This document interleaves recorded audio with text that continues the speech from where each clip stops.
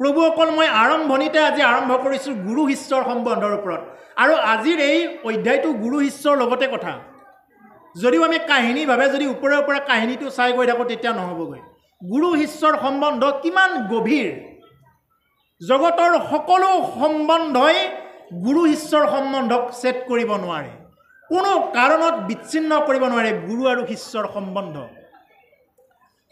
কিন্তু আজিকালি এতিয়া শুনো প্ৰভু ঈশ্বৰ বুলি ক'লে কিছুমান মানুহৰ মনত এনেকুৱাকৈ লাগে মানে প্ৰভু ঈশ্বৰ বুলি ক'লেও কিছুমানে বিতৰ্ক কৰিব লগা হ'ল এতিয়া ফেচবুকত আজিৰ পৰা এসপ্তাহ আগত তোলপাৰ লাগি আছে এই কথাটো মানে প্ৰভু ঈশ্বৰ বুলি কিয় ক'ব এই বিষয়টোক লৈ কেৱল তোলপাৰ লাগি থাকিলে অসমত আৰু জ্বলন্ত সমস্যা নাই নেকি বাৰু অসমততো বহুত জ্বলন্ত সমস্যা আছে গুৰু শিষ্যৰ সম্বন্ধটো কি জানে এজন গুৰুৱে এজন সত্ৰাধিকাৰে এজন আমি যাক প্ৰভু ঈশ্বৰ বুলি কওঁ তেওঁ কেতিয়াও নকয় মোক প্ৰভু বুলি কোৱা মোক ঈশ্বৰ বুলি কোৱা এই বুলি কোনো সত্ৰাধিকাৰে তেনেকুৱাকৈ নকয় আপুনি প্ৰভু বুলি কয় আপুনি বাপ বুলি কয় বোলে একো মানুহ বুলিয়ে গণ্য নকৰে সেইটো আপোনাৰহে কথা কিন্তু তেওঁতো কোনোদিন জোৰ কৰা নাই কোনেওতো কাকো জোৰ কৰা নাই বোলে মোক প্ৰভু বুলি কোৱা কিন্তু আমাৰ একচামে বিতৰ্ক কৰি আছে বোলে তেওঁ কেনেকৈ ঈশ্বৰ হ'ব পাৰে এতিয়া তাৰো মই ভেদ ভাঙি ফেচবুকত এই কথাটো মই লিখিছিলোঁ তাৰপিছত কোনেও এই কথাটোৰ কিন্তু বিতৰ্ক কৰিবলৈ সাহস নকৰিলে মই কৈছিলোঁ যে এজন গুৰুৱে কেতিয়াও এই কথাটো জোৰ নকৰে আৰু এজন শিষ্যই এজন গুৰুক কি বুলি ভাবে গুৰু ব্ৰহ্মা গুৰু বিষ্ণু গুৰুদেৱ মহেশ্বৰ গুৰুদেৱ পৰম ব্ৰহ্ম তস্मै শ্ৰী গুৰুৱে নমঃ এজন শিষ্যৰ দৃষ্টিত এজন গুৰু তেওঁৰ কাৰণে ভগৱান তুল্য ভগৱান বুলি ভাবে তেওঁ এজন শিষ্যই শিষ্যজনৰ কাৰণে গুৰুজন ভগৱানৰ তুল্য দেখা ভগৱান তেওঁ এজন শিষ্যৰ কাৰণে কিন্তু গুৰুৰ কাৰণে এইটো নহয় আকৌ গুৰুৱে নিজকে নাভাবে বোলে মই ভগৱান বুলি গুৰুৱে নাভাবে প্ৰকৃত গুৰুৱে তেনেকুৱাকৈ নাভাবে তেওঁ কি বুলি ভাবে বোলে হে প্ৰভু মইতো আপোনাৰ দাসৰ দাস সেৱকৰ সেৱক এই বুলিহে ভাবে আকৌ এতিয়া কথা হ'ল কি আকৌ এই চোতাটো লৈয়ে আজিকালি আকৌ বহুত গুৰুৱে বোলে নিজৰ ফটোখন বোলে যা মোৰ ফটোখন মাৰি থৈ দিবি মই এইখন আসনৰ পৰা তেওঁলোকৰ নামকাৰী নকওঁ তেনেকুৱাকৈ গুৰু ভজনা কৰি বোলে যা মোৰ ফটোখন তেনেকুৱাকৈ মাৰি থৈ দিবি মোৰ ফটোতে সেৱা কৰি থাকিবি তেনেকুৱাকৈ কোৱাও গুৰু ওলাই গ'ল বোলে ময়ে অৱতাৰ যা কল্কি অৱতাৰ বুলি ক'বলৈ মানে কুণ্ঠাবোধ নকৰা গুৰু এতিয়া ওলাই গৈছে বোলে মই কল্কি অৱতাৰ যা কলিৰ বয়স হওক যাওক নাযাওক সেইটো বেলেগ কথা কিন্তু কল্কি অৱতাৰ ইতিমধ্যে ওলালে তেওঁলোকৰ কাৰণে গতিকে সেইকাৰণে যে তেনেকুৱা গুৰুৰ কথাটো কিন্তু মই কোৱা নাই যে গুৰুৱে নিজকে কেতিয়াও ভগৱান বুলি পেলাই নাভাবে বা শিষ্যক আজ্ঞা নকৰে যা মোৰ ফটোখন মাৰি থবি মোক ধূপ ধূনা দি থাকিবি গৈ এইটো নহয় এজন শিষ্যৰ দৃষ্টিত এজন গুৰু ভগৱান হয় কিন্তু গুৰুৰ দৃষ্টিত মই ভগৱান নহয় মই কোন মই হ'লো এজন ঈশ্বৰ সেৱকৰ সেৱক তেওঁ নিজকে ভাবে বোলে মই সেৱক বা হ'ব পাৰিছোঁনে নাই প্ৰভু কৃপা কৰা এই বুলিহে তেওঁ ভাবে এই হ'ল গুৰু শিষ্যৰ সম্বন্ধ কিন্তু আমাৰ এতিয়া অসমত কি লাগি আছে যে কোনোবা প্ৰভু ঈশ্বৰ বুলি কিয় মাতিবগৈ অসমত আৰু জ্বলন্ত সমস্যা নাইনে এতিয়াতো এজন অসমৰ মানে খুব সুন্দৰ তেওঁৰ কণ্ঠ খুব ভাল অসমৰ গায়ক কণ্ঠত মানে আমি 100 বাৰে স্বীকাৰ কৰোঁ তেওঁৰ সমান কণ্ঠ নাই কিন্তু হঠাতে কৈ দিলে বোলে কৃষ্ণও ভগৱান নহয় বোলে সুৰাৰ কণ্ঠেৰে তেওঁ মানে সুৰা কণ্ঠ উপাধি অলপতে পালে ডাইৰেক্ট কৈ দিলে বোলে কৃষ্ণ ভগৱানেই নহয় বোলে তেওঁ মানে কৃষ্ণও বোলে ভগৱান হয় কৃষ্ণ যদি ভগৱান নহয় কোন ভগৱান তেতিয়াহ'লে কৃষ্ণই যদি ভগৱান নহয় কোন হ'ল তেতিয়াহ'লে গতিকে এনেদৰে কি কৈ থাকে আজিৰ সমাজক বিভ্ৰান্তিমূলক কথাবিলাকলৈ লৈ গ'ল বাৰু সুৰাৰ মুখত কৈছে এইটো আমাৰ বেয়া পাবলগীয়াও নাই কিন্তু কথা হ'ল আমাৰ একচাম মানুহৰ মন্তব্যবিলাক চাই এনেকুৱা লাগিছে একচামে এই ফেচবুকত গৈ এনেকুৱাকৈ কমেণ্ট কৰিছে এনেকুৱাকৈ গালি পাৰিছে মানে তেওঁৰ সমৰ্থনত এনেকুৱাকৈ কৰিছে গৈ যেন মানে আৰু বেলেগ আৰু একোৱেই নাই আৰু কিয় হ'বগৈ হয় এই কথাটো উঠি পৰি লাগিছে ভকত শ্ৰেণীটোক কেনেকৈ দুৰ্বল সজাব পাৰি ভকত শ্ৰেণীটোক কেনেকৈ দুৰ্বল সজাব পাৰি এই কথাটোক লৈ উঠি পৰি লাগিছে এক শ্ৰেণীয়ে এই কথাটো কিন্তু পৰিলক্ষিত হৈছে।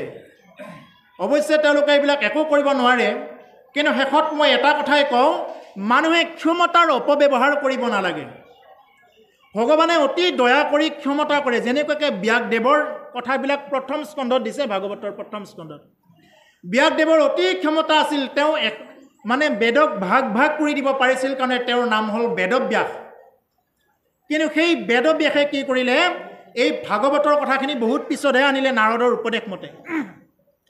তেওঁৰ যিটো নেকি সামৰ্থ্য আছে, এই সামৰ্থ্যক তেওঁ দুৰ্ব্যৱহাৰ কৰাৰ কাৰণে এদিন তেওঁ বদৰিকা আশ্ৰমত তল মূৰ কৰি আমন জীৱন কৰি বহি থাকিব লগা হৈছিলে। বদৰিকা আশ্ৰমত আমন জীৱন কৰি বহি থাকিব লগা হৈছিলে। তেতিয়া নাৰদে আহি কৈছিলে যে তোমাৰ নিচিনা এগৰাকী সামৰ্থ্যশালী গুৰু, তোমাৰ নিচিনা এগৰাকী ব্যাস, যিয়ে নেকি বেদক ভাগ ভাগ কৰি দিব পাৰা, যিয়ে সমাধিত ঈশ্বৰক মানে সাক্ষাৎ কৰিব পাৰা, তোমাৰ যদি এনেকুৱা অৱস্থা হয়, তেতিয়া সৰ্বসাধাৰণৰ কি হ'ব? সৰ্বসাধাৰণে কি জ্ঞান ল'ব? তেতিয়া ব্যাসদেৱে কৈছিলে যে হে গুৰুদেৱ, যে মই নিজেও বুজি পোৱা নাই যে মোৰ এইবিলাক কিহৰ কাৰণে মনটো তেনেকুৱা লাগি আছে। তেতিয়া নাৰদে কৈছে যে হে ব্যাস, তুমি ক্ষমতা অপব্যৱহাৰ কৰাৰ কাৰণত তোমাৰ এইবিলাক হৈ আছে। তুমি ক্ষমতাৰ অপব্যৱহাৰ কৰি আছা। তুমি কি কৰিলা? তুমি জীৱবিলাকক মাৰি পেলাই কাটি পেলাই তুমি স্বৰ্গ পাব বুলি তুমি কি কৰিলা? তুমি বেদত উল্লেখ কৰিলা কথাবিলাক। মানুহে এনেই লম্পট বুলি কৈছে, মানুহে এনেই লম্পট। হাঁহ চৰাই কাটি পেলাই যদি স্বৰ্গ পায়, কাটিব দিলেতো মানুহে ভালেই পায়, কাটিব পাৰিলে খাবও পায়, মানুহেতো ভালেই পায় বোলে। যদি বলি কাটি যদি স্বৰ্গ পায়, মই আৰু এইবিলাক কিয় কৰি থাকোঁ, এই বুলি ভালেই পায়। গতিকে সেইকাৰণে নাৰদে কৈছে যে হে ব্যাস, তোমাৰ মেইন কাৰণটোৱে হ'ল তুমি কি কৰিলা? বেদক ভাগ ভাগ কৰি দি তুমি কি কৰিলা? গোটেইবিলাকতে পশু হিংসাৰ দৰে তুমি এই অধম প্ৰবৃত্তিবিলাক মানুহৰ মাজত দি দিলা, আৰু মানুহে সেইবিলাককে সত্য বুলি ল'ব। গতিকে সেইকাৰণে মই এইটো প্ৰসংগত কৈছোঁ যে যিসকল নেকি আমাৰ সমাজৰ আদৰ্শ, তেওঁলোকে ভগৱানৰ পৰা এটা আশীৰ্বাদ পাইছে, তেওঁলোকৰ কণ্ঠ আছে। কণ্ঠ থাকিল বুলি যদি কোনোবাই যদি সমাজখনক বিপথে নিব যায়, তাৰ কিন্তু ফল প্ৰভু ভগৱন্তই নিজে নিজেই দিব। যদি তাৰ বিৰুদ্ধে যদি কোনোবাই যদি প্ৰকৃতিৰ বিৰুদ্ধে যদি কোনোবাই আচৰণ কৰিবৰ কাৰণে যায়, সেইকাৰণে প্ৰকৃতিৰ বিৰুদ্ধে আচৰণ কৰিব নালাগে, প্ৰকৃতিৰ বিৰুদ্ধে আচৰণ কৰিব নালাগে। ভগৱানে কাৰোবাক উকিল কৰি পঠাইছে, উকিল কৰি পঠোৱাৰ পিছত যদি তেওঁ যদি দুখীয়াক যদি তেজ পি খায়, তেতিয়াহ'লে তেওঁৰ উকিল হোৱাৰ কি হেৰি থাকিলে? কোনোবা শিক্ষক কৰি পঠাইছে, শিক্ষক হৈ যদি তেওঁ নিজৰ ল'ৰা ছোৱালীকেইজনক প্ৰাইভেটত দি দিছে, বাকীকেইজনক মানে তাতে যাই পেলাই নপঢ়ায়।